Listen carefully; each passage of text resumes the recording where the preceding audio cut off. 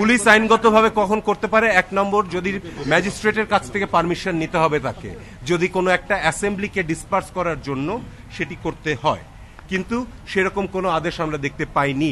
Plus বলা আছে যে পুলিশ যখন গুলি করবে তাদের প্রথম থাকবে যে মিনিমাম ড্যামেজ করতে হবে, অর্থাৎ কারো প্রাণ হত্যা করার জন্য গুলি করতে পারবে না।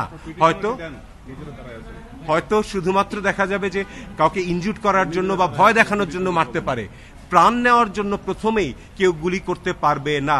আপনারা পত্রপত্রিকায় দেখেছেন যে প্রচুর মানুষ, হাজার হাজার মানুষের দৃষ্টিশক্তি ওই ছররা লেগে গেছে, ওটা কিন্তু পায়ের দিকে মারলে বা নিচের দিকে মারলে হওয়ার কথা নয়। এই সব কিছুই আমাদের আদালতও প্রশ্ন রেখেছেন, যে ওনারাও দেখছেন যে কি হচ্ছে, এবং তারা প্রশ্ন রেখেছেন রাষ্ট্রপক্ষের কাছে, কিন্তু রাষ্ট্রপক্ষ এগুলোর কোনো সদুত্তর এখন পর্যন্ত দিতে পারেননি এবং কখনো পারবেন না। তাদের দাবি হচ্ছে যে পুলিশ পিআরবি অনুযায়ী কাজ করেছে। আমরা বলেছি যদি তাই করে থাকে তাহলে কোর্ট থেকে আদেশটা দিলে কি ক্ষতি হয়ে যাচ্ছে, যে হ্যাঁ পিআরবির নিয়মটা মেনে আপনারা আপনাদের কাজটি করুন। তারা তো বলছেন যে আটক 6 জন আপনারা আটক বা ডিটেনশনে আছে, সেই প্রমাণ দিতে পারেননি, আপনারা প্রমাণ দিতে পারেননি যে তারা আটক বা ডিটেনশনে। এক সেকেন্ড, একটা শেষ করে নিন।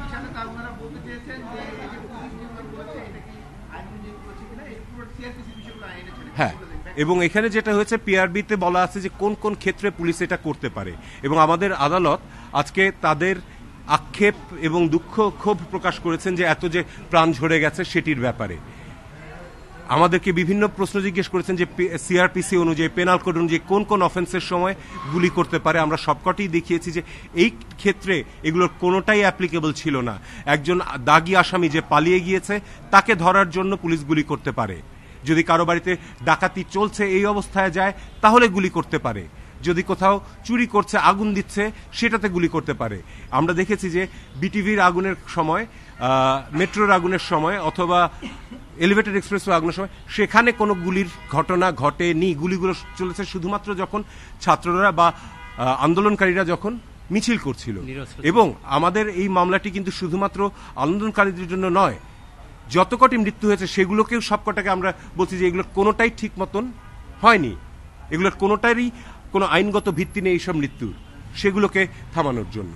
এবং সরকার পক্ষ একটা সাবমিশন খুব জোরালোভাবেই করেছে গণতদন্ত কমিশন নিয়ে। মঞ্জুর আল মতিন তিনি রিটকারী, তার বাবা জাস্টিস এম এ মতিন অবসরপ্রাপ্ত, তিনি হচ্ছেন সেই গণতদন্ত কমিশনের চেয়ারম্যান।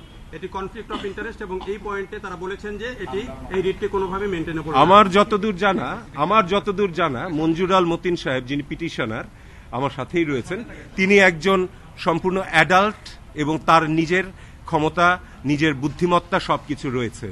তার বাবার কথায় তিনি উঠেন বসেন বা তার কথায় তার বাবা উঠেন বসেন, আমার মনে হয় এটি ঠিক নয়। এবং বাবার সাথে ছেলের মিলিয়ে ফেলাটা কখনোই ঠিক নয়।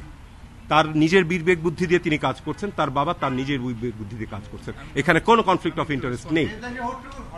মাসুদ, আমি এই প্রশ্নটা একটু রেসপন্ড করতে চাই। আমাদের সহকর্মী